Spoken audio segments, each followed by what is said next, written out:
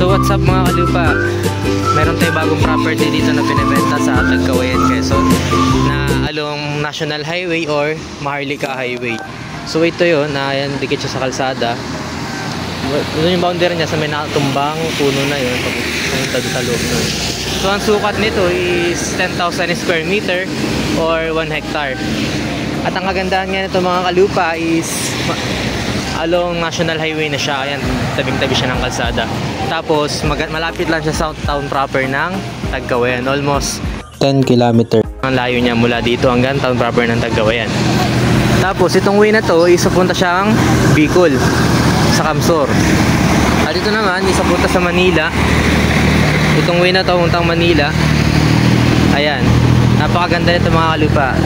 Tapos murang-mura lang siya. Na presyo lang niya is 500 per square meter. Bagsak presyo siya sa may-ari. So ito yung property. Puntahan natin yung sa may loob. Ito hanggang doon yung boundary niya. Tapos doon medyo slope siya ng kaunti sa part dito. Pero itong part na to is hindi siya slope. Pwede siya pagtayuan ng negosyo. Tulad ng gasoline station or restaurant. Pwede po siya kasi along National Highway nga po siya. Tapos malapit lang po siya sa Barangay Hall. Malapit sa school dito. May school po kasi dito eh. Tapos malapit din po ito sa McDonald's. Dito po yun sa parting ng Bicol. McDo, Jollibee, malapit lang po dyan. So ito po yung kaloob po ng property. Ayan po, medyo slow po siya ng kaunti. Pero pag natambak po siya, tambakan siya, ay magiging patag na rin po. Ito po, patag po siya sa parting ito. At ang kagandahan nga po nito ay marami pa po siya mga hardwood. Ayan po, pamunta po dun. Ay 10,000 square meter po yan or 1 hectare po. Medyo slow po dito sa part na to. Pero ito pong part na to ay patag po siya. Pwede po siyang patagin, tatambak po dito yung lupa para mas maging patag po. So ito po yung loob niya. Sa baba po, hanggang dun sa baba. Nandun po sa baba yan. Tapos ang kagandahan nga po nito, ang title po niya is TCT na po. Tapos blue title na po siya. Ang kagandahan po sa titulo na blue ay latest na po siya, updated po. Kumbaga updated po lahat sa kanya. Yung tax po niya, updated po. Tapos sagot po ng may-ari ang CGT nitong lupa na to. State tax, sagot din po ng may-ari. Ang kagandahan niya po, updated po ito.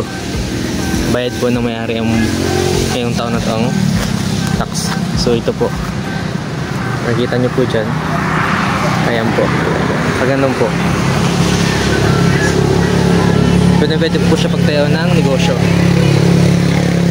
So mga gusto nito mga kalupa, ilalagay ko dito sa vlog ko yung number ko na available sa WhatsApp at saka sa Viber.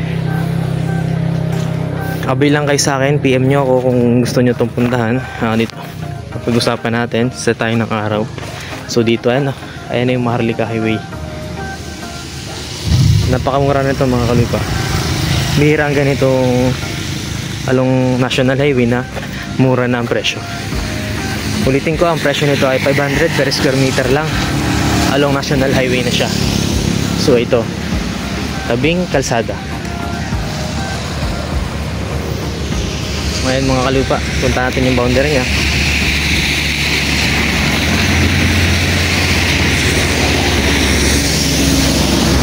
So ito yung part pa. Doon sa'yo nakatumbang puno ng niyog niyon.